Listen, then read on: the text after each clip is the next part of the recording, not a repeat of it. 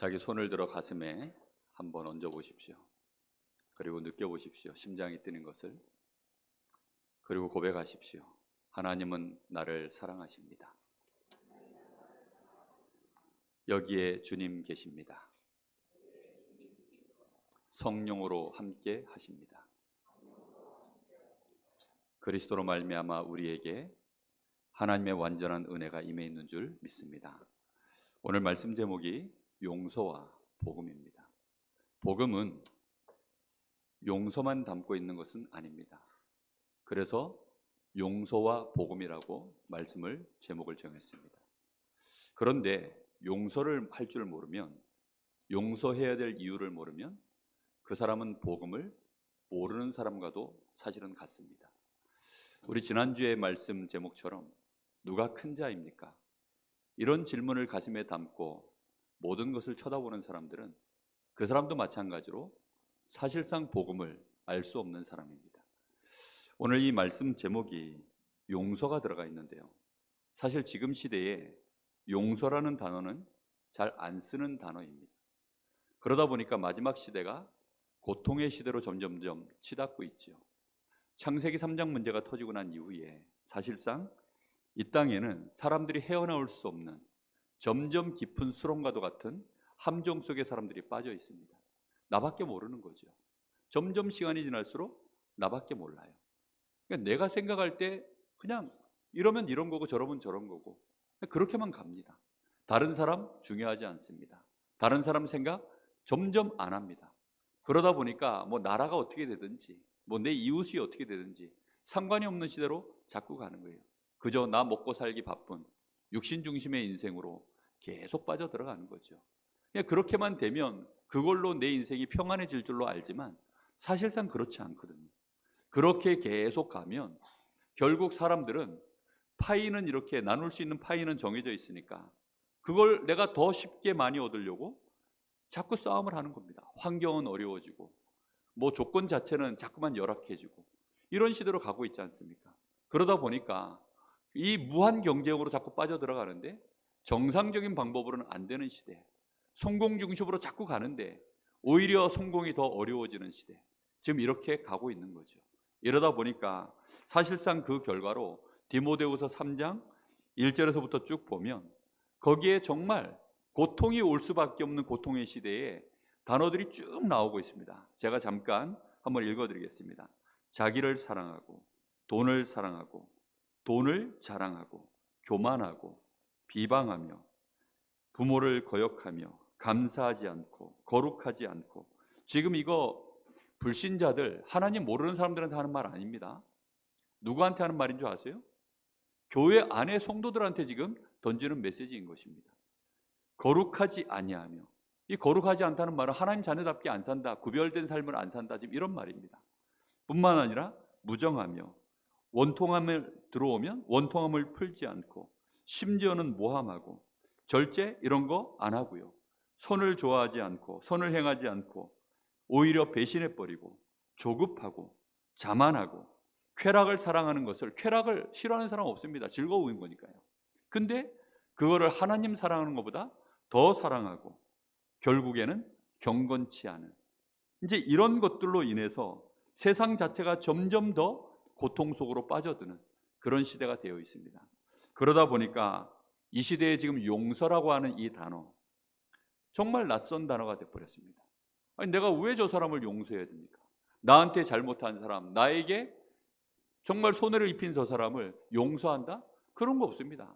요즘은 교통사고 나면, 예전에는 교통사고를 낸 사람이 피해자한테 막 그 병원에도 찾아가고 뭐 이렇게 저렇게 좀 인간미가 있었어요. 근데 요즘은 보험회사에서 와서 딱딱 정리하고 그냥 그걸로 끝입니다. 요즘은 변호사 선임해서 딱 법적으로 해버리면 그냥 끝이에요. 모든 걸 돈으로 그냥 갚아주고 뭐 법적으로 그냥 해결하면 그냥 끝이고, 이런 세상으로 자꾸 가고 있죠. 이러다 보니까 사실상 용서해 주는 것도 없고 용서받을 것도 없고, 내가 왜 용서를 받냐? 아니, 돈으로 갚으면 되지. 뭐 이런 식으로 점점 가다 보니까 용서라는 단어 자체가 굉장히 낯선 단어가 되어버렸습니다. 뜻은 아는데 낯선 단어가 되어버렸습니다. 그러면 그 단어가 낯설면 우리의 마음에 그 감정이 어떤 마음이 될까요? 그 감정도 낯선 감정인 거예요. 네가 뭔데 나를 용서해? 이제 이렇게 나오는 겁니다. 용서해 준다 그러는데도 싫어요. 그리고 내가 누군가를 용서한다? 내가 왜 용서합니까?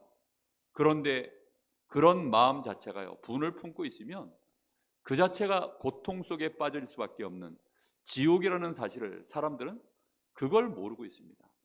말세가 되어지면 여러분 이런 문제들은 계속 일어납니다. 묻지마 폭행, 묻지마 살인. 여러분 이런 일 당하면 어떨 것 같습니까? 정말 황망한 일 아닙니까? 멀쩡히 길을 가다가 갑작스럽게 저 사람이 나에게 덮쳐서 위해를 가하는데 어쩔 겁니까? 그건 경찰도 못 막아요. CCTV 아무리 있어도 소용없습니다. 공권력이 아무리 높아져 있어도 그건 막을 수 없는 문제거든요. 근데 마지막 시대가 되어지면 사람들이 이 고통이 정신을 지배하고 영적 상태를 무너뜨리니까 뭐 그냥 막가는 세상이 되는 거죠. 어떻게 생각하십니까? 유영철 때문에 한날에 아내를 잃고 자식을 잃은 그런 사건을 당한 사람이 있습니다. 그런 피해자가 있어요. 근데 한 기자가 찾아가서 물어본 겁니다. 그 사람을 찾아가니까 용서했다는 거예요. 아니 어떻게 그런 사람을 용서했습니까? 유영철을 어떻게 용서했냐고. 여러분 유영철 사건 한번 궁금하시거든. 검색해 보십시오. 그런데 어떻게 용서했냐? 내가 살려고 용서했다는 거예요.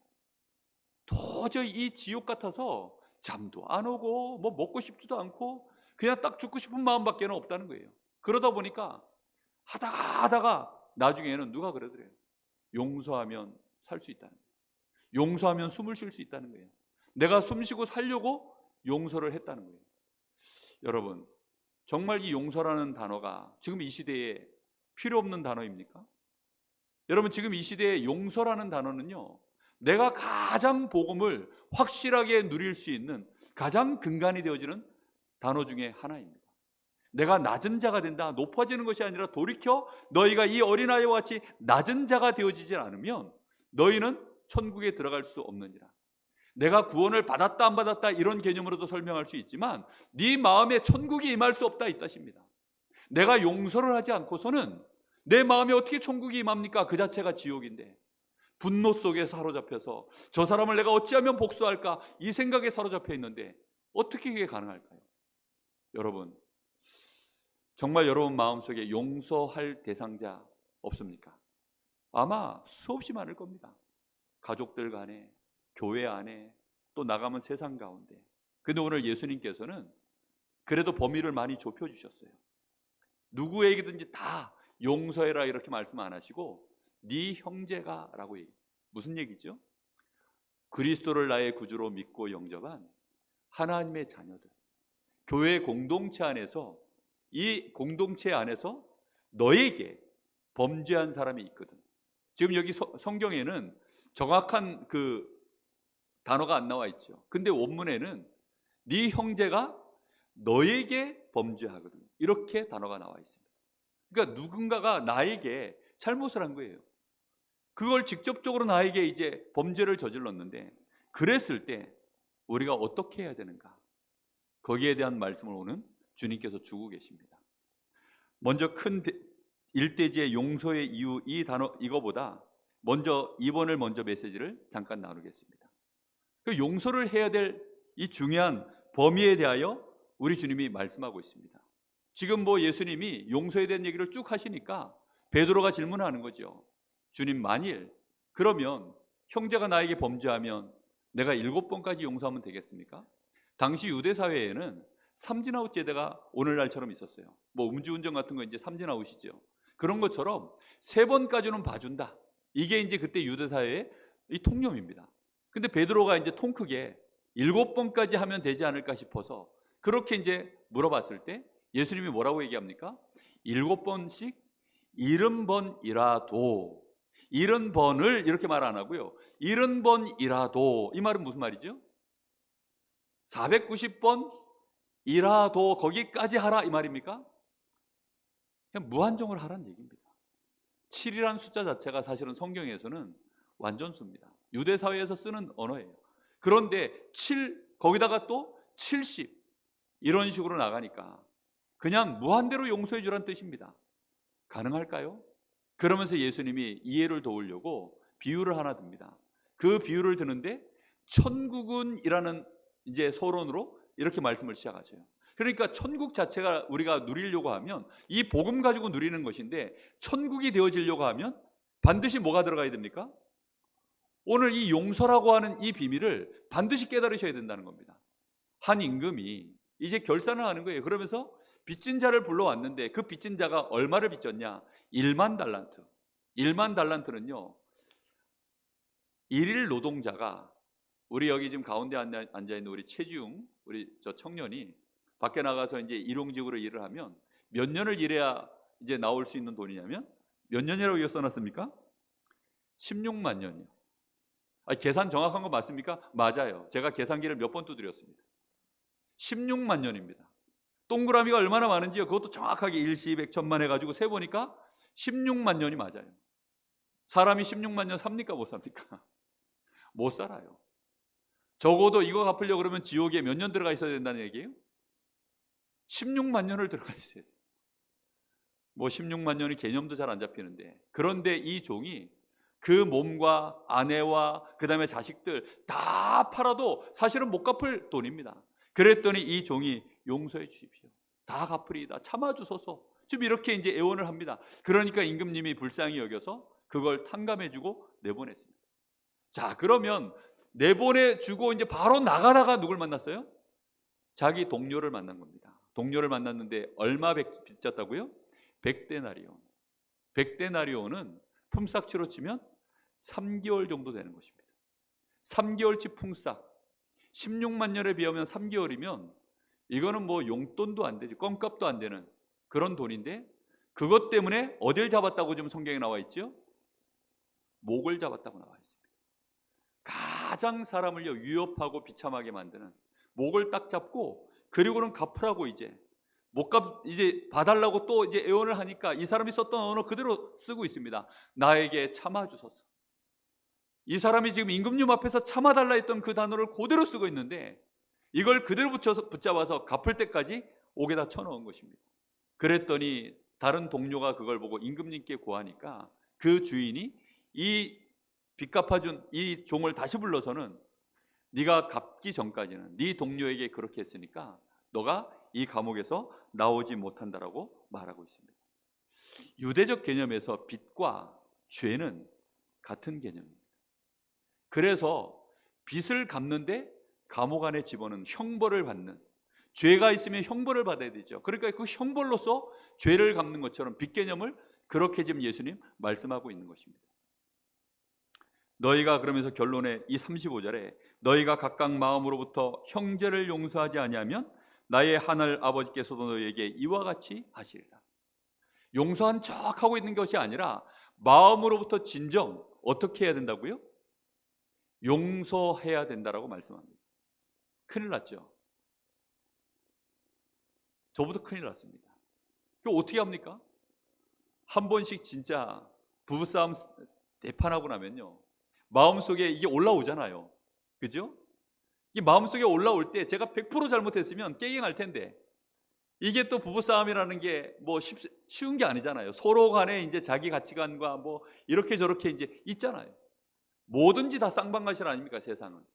근데 속에서 저도 올라오면 분노가 차 올라옵니다. 진짜. 그럴 때는 별의별 또 막 사단이 주는 생각들이요 올라오고, 어렸을 때 또 부모님들이 대판하실 때 그 오갔던 그런 단어들이 제 가슴 속에서 또 막 울려 올라오고, 뭐 그런 거죠. 안 그런 사람이 있겠습니까? 그런데 중요한 건 뭐냐면 그 뒤입니다. 우리가 마음속에 무엇을 붙잡고 이걸 넘어가야 될까요? 오늘 주신 이 말씀입니다. 내가 하나님의 은혜로 원래 나는 사실상 지옥 가야 될 존재 맞잖아요. 1만 달란트의 엄청난 그 범죄한 인간이 맞잖아요. 그런데 100데나리온, 그거 아무것도 아닌 그거 우리는 용서 사실은 할 수 있어야 됩니까? 안 해야 됩니까? 이론상은 할 수 있어야 됩니다. 그래서 우리가 말씀 앞에 서셔야 돼요. 말씀 앞에 서면 말씀은 빛입니다. 말씀은 능력입니다.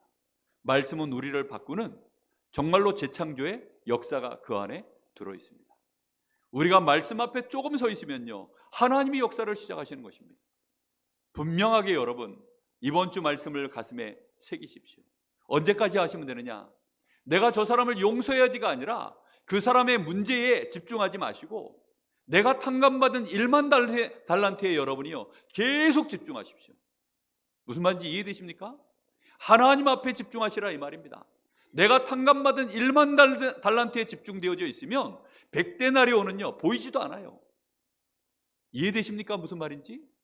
이 액수 자체가 오늘날 돈으로 대충 계산해 보면 거의 1조 정도가 됩니다. 1조. 여러분, 일용직 노동자가 한 달 뭐 벌면 얼마 봅니까? 한 10만 원씩 계산하면 300만 원에 한 1000만 원쯤 되겠네요. 1000만 원하고 1조하고 뭐 1000만 원이 커 보이실 겁니다, 아마. 왜냐하면 1조를 본 적이 없으니까. 근데 1000만 원에다가 공을 몇 개 붙여야 되는지 모르겠는데 그런 돈이 그게 1조입니다. 그러면 1조를 계속 쳐다보면요, 1000만 원 내 집에 없어져도요 티도 안 나요. 우리 집에 1조를 쌓았는데 누가 1000만 원 뛰어가면요 티가 안 난다니까요. 티가 날 수가 없지요. 그런 것이요 100데나리온의 문제입니다. 1만 달란트, 내가 탕감받은 1만 달란트, 거기를 여러분 보실 수 있으시겠습니까? 내가 얼마만큼 흉악한 죄를 하나님 앞에 범죄하였는지 그걸 여러분들이 아시고 거기에 하나님이 용서하시려고, 그걸 갚으시려고 하니까, 그걸 용서해 주시려고 하니까 세상에 그 어떤 거, 구약시대에는 짐승들 잡아다가 양 잡고 소 잡고 뭐 비둘기 잡고 그렇게 가지고 우리의 죄를 용서해 주셨습니다. 만약에 하나님이 우리의 죄를 완벽하게 씻으려고 하면 지구상에 있는 모든 짐승 다 잡아가지고 피를 뿌려도 그거 1만 달란트 못 갚아냅니다. 그거 불가능합니다. 그러다 보니까 하나님이 직접 자기의 몸을 십자가에 매달려서 보혈의 피로 갚으시기로 작정하신 것입니다. 그게 복음이에요. 하나님이 우리에게 그렇게 하셨다니까요. 단순히 지금 1조 뭐 1000만 원 이런 계산의 얘기가 아니라 하나님이 우리의 빚을 갚으시려고 그렇게 행하셨음을 지금 말씀하고 있는 것입니다. 그 복음을 아는 우리가 이제 제 앞에 15절로 돌아갑니다. 네 형제 중에 누군가가 너에게 잘못을 했거든. 이제는 어떻게 하라고요? 가서 여기저기 떠벌리지 말고 1대1로 찾아가라는 것입니다. 찾아가는 이유가 뭐죠? 네가 이렇게 잘못했잖아. 그러니까 네가 나한테 잘못했다고 말해. 그러려고 가라는 게 아닙니다. 정죄하려고 가라는 게 아니라 그 사람을 어떻게 하기 위하여서요? 얻기 위해서.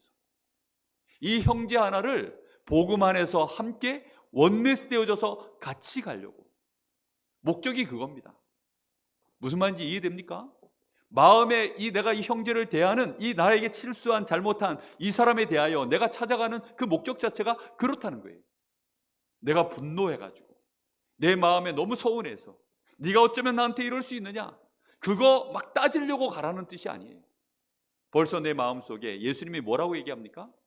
100데나리온 그거 잘못한 사람, 그거 충분히 네 마음으로부터 각각 용서해. 그리고 형제에게 찾아가. 이미 그 사람이 이러든 저러든 상관없이 용서해놓고 가라는 겁니다. 무슨 말인지 이해되셨습니까?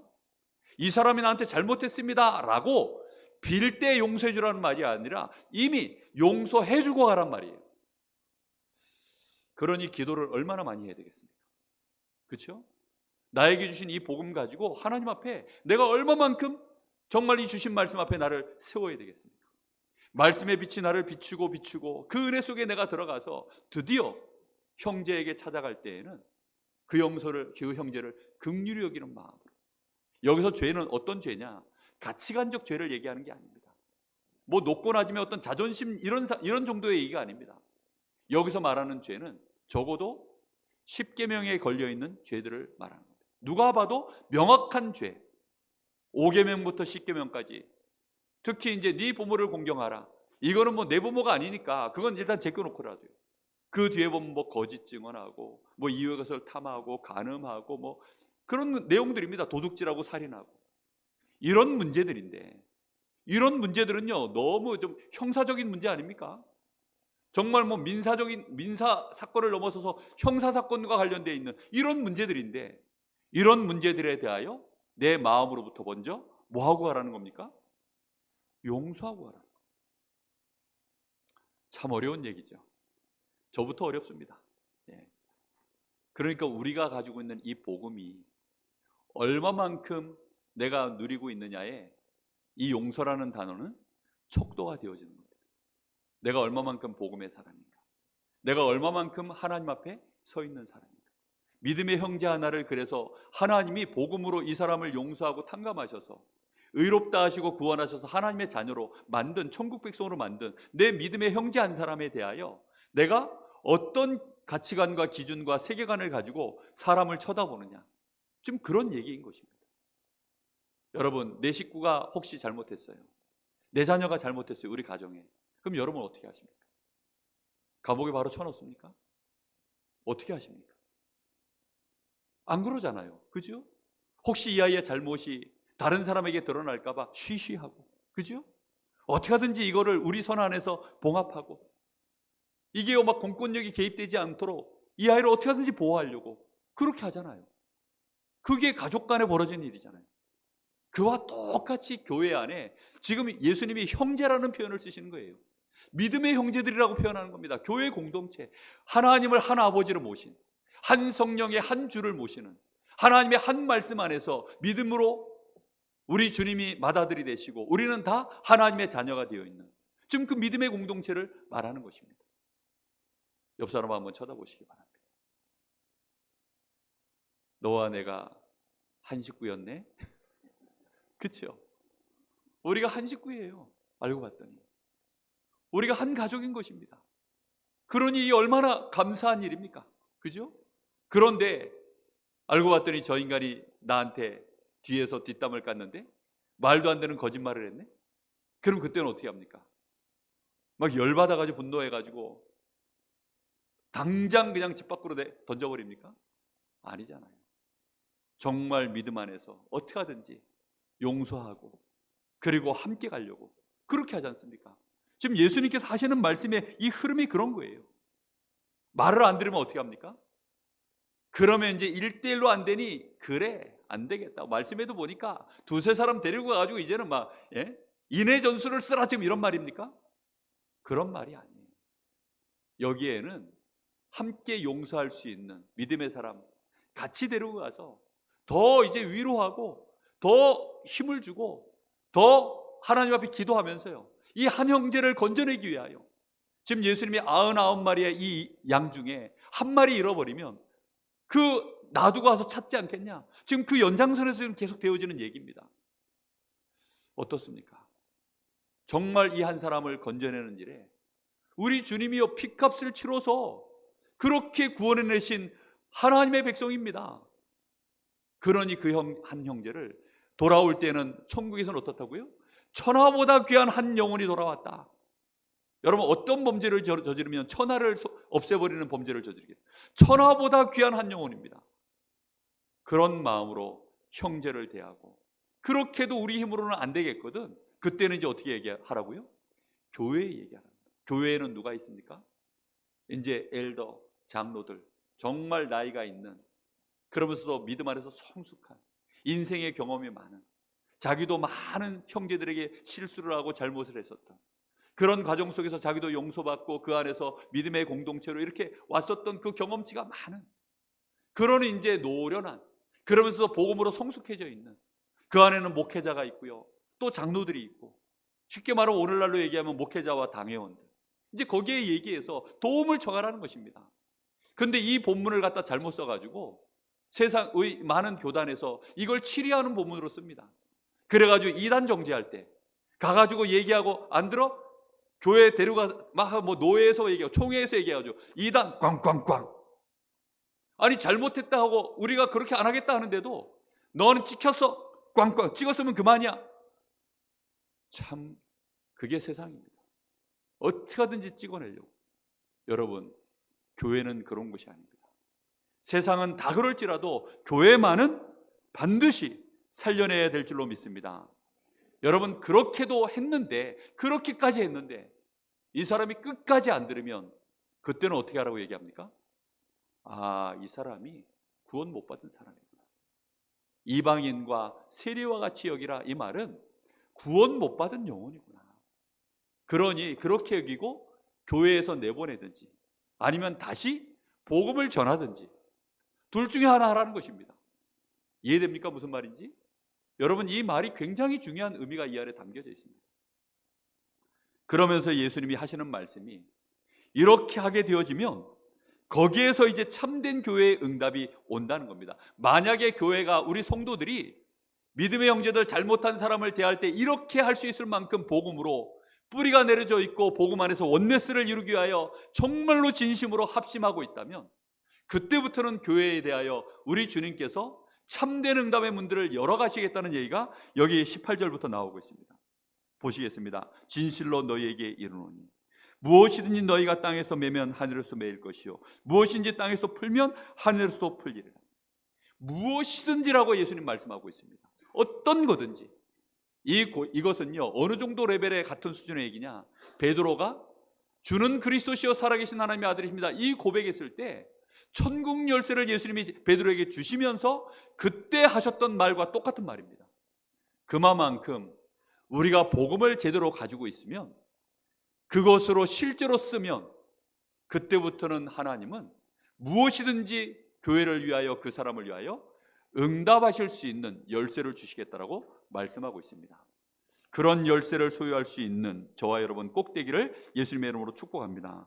그러면서 이렇게 복음 안에서 정말 이런 문제, 사건, 갈등이 일어났을 때 합심하여 원네스 정말로 되어진다면 그때부터는 하나님이 어떻게 한다고요? 여기 19절에 진실로 다시 너희에게 이르노니 너희 중에 두 사람이 땅에서 합심하여 무엇인지 구하면 하늘에 계신 내 아버지께서 그들을 위하여 이루게 하시리라. 진정한 기도 응답이 이런 것에서부터 시작되어지는 것입니다. 우리가 뭐 굉장한 기도를 많이 해야 막 밥을 굶고 기도하고 막 철야 기도하고 그래야 응답이 오는 게 아니에요. 오늘 이 말씀을 마음에 잘 새기시고 오늘 이후로 하나님이 우리를 위하여 일하시는 그런 축복된 일이 벌어지기를 바랍니다. 두 사람이 만나면 그때부터 합심이 되어지는 진정한 원네스가 복음으로. 그런데 우리는 참 그렇게 하기 어렵죠. 모이면 구역 예배 때 일부로 예배드리고 입으로 이제 원네스를 또 이루죠. 어떤 원네스를 이룹니까? 가가 그랬다더라 이러면서, 목사님이 이러면서, 뭐 누군가가 뭐 이러면서, 그러면서 그걸로 원네스를 살살살 또 이뤄가요. 그러면 그 앞에서 기도하고 예배했던 거 하나님이 응답하십니까? 안 하십니까? 합심을 그쪽으로 안 했어요. 합심을 어느 쪽으로 했어요? 니도 그래 생각했나? 나도 그래 생각했다. 그쪽으로 이제 역사가 일어납니다. 그러니 응답이 안 오는 겁니다. 오늘 이후로 여러분 이제 오후에 우리 야외에 갑니다. 식사하시면서 맛있게 드시고 원네스를 이루시기를 예수님의 이름으로 축복합니다. 정말로 구역별로 식사도 하시고 서로 돌아가시면서 식사도 하시면서 원네스를 이루세요.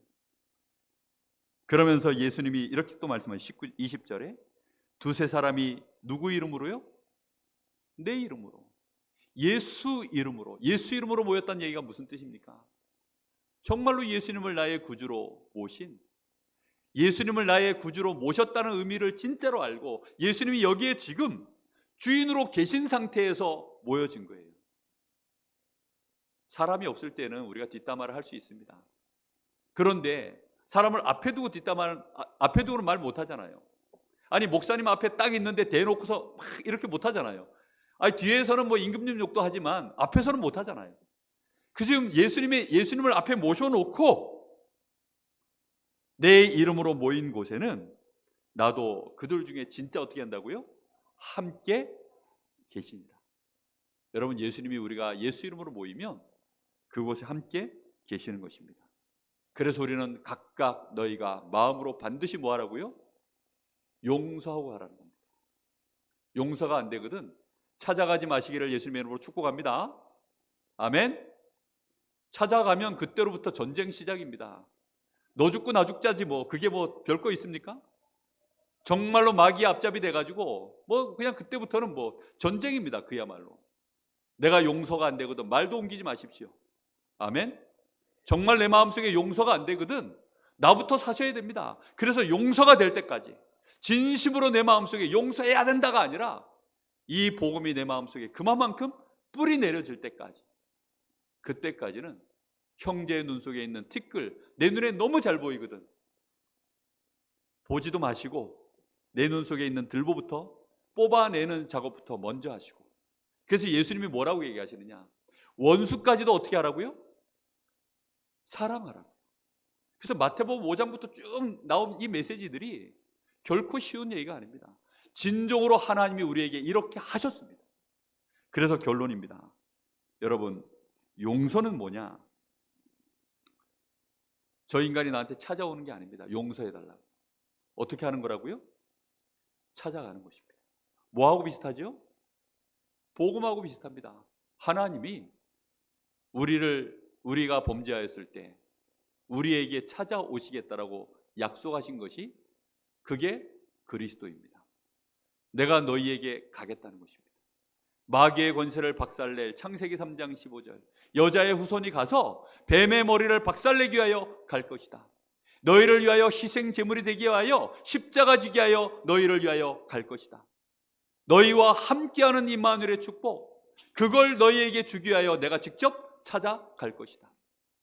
죄를 묻고 네가 왜 그랬냐 따지기 위해 가는 것이 아니라 하나님은 이미 다 용서해 놓고 용서할 방법까지도 만들어 놓고 그리고는 축복 주시려고 하나님은 찾아오신 것입니다.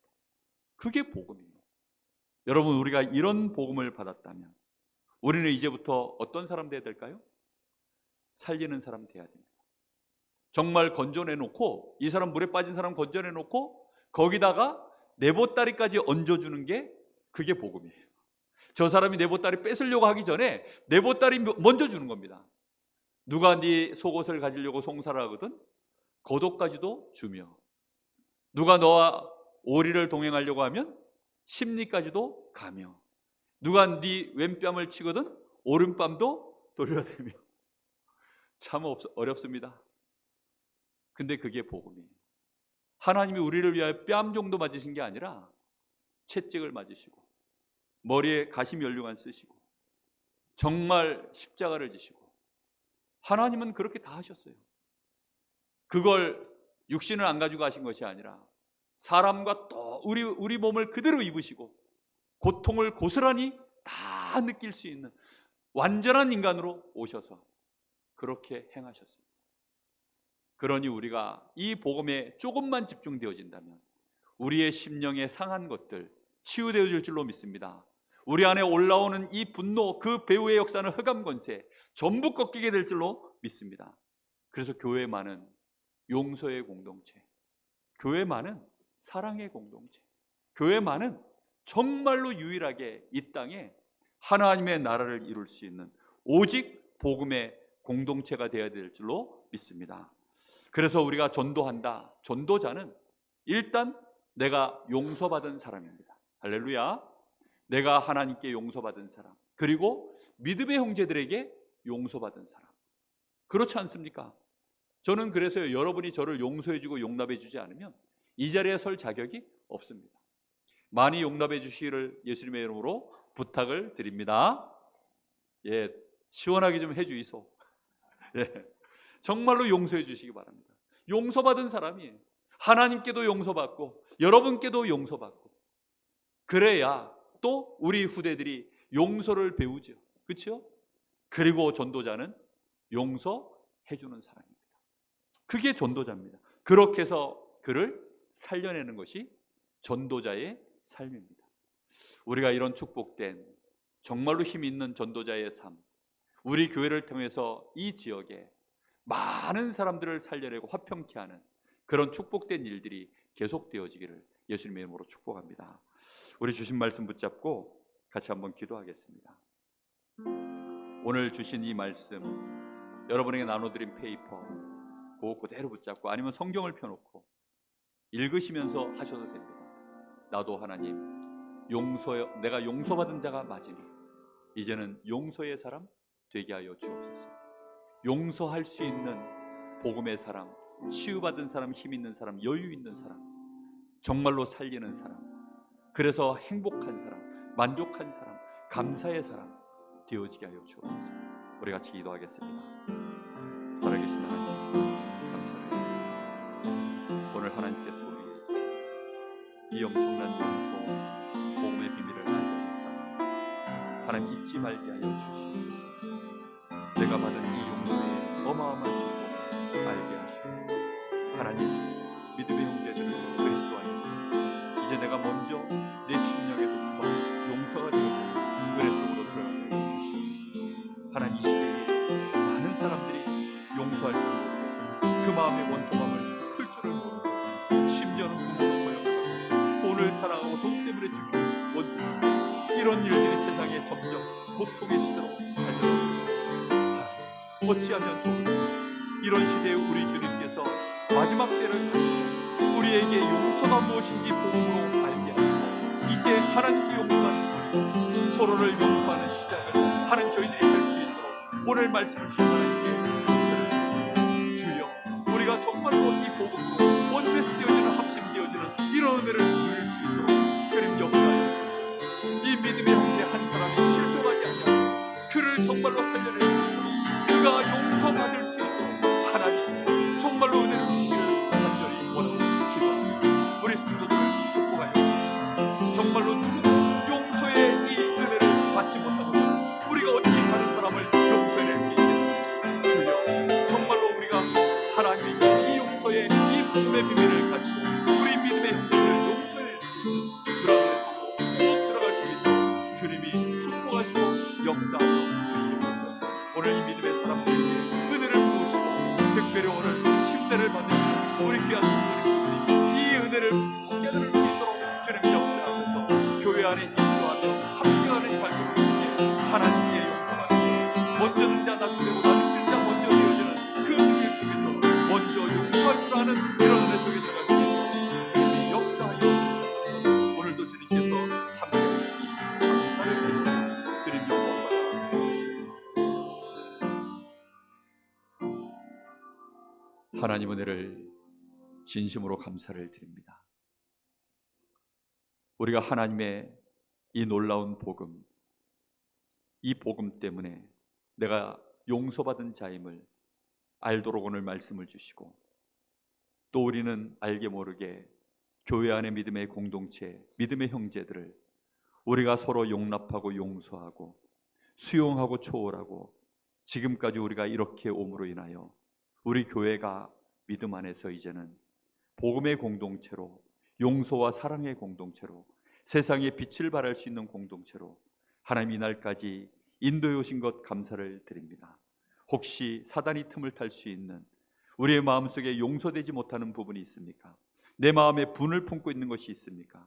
주여, 오늘 이후로 우리에게 하나님의 은혜가 임하게 하셔서 이제 오늘 이후로는 더 용서할 수 있는 복음의 뿌리가 내려질 수 있도록 하나님이 축복하여 주시옵소서. 예수님의 이름으로 기도하옵나이다. 아멘.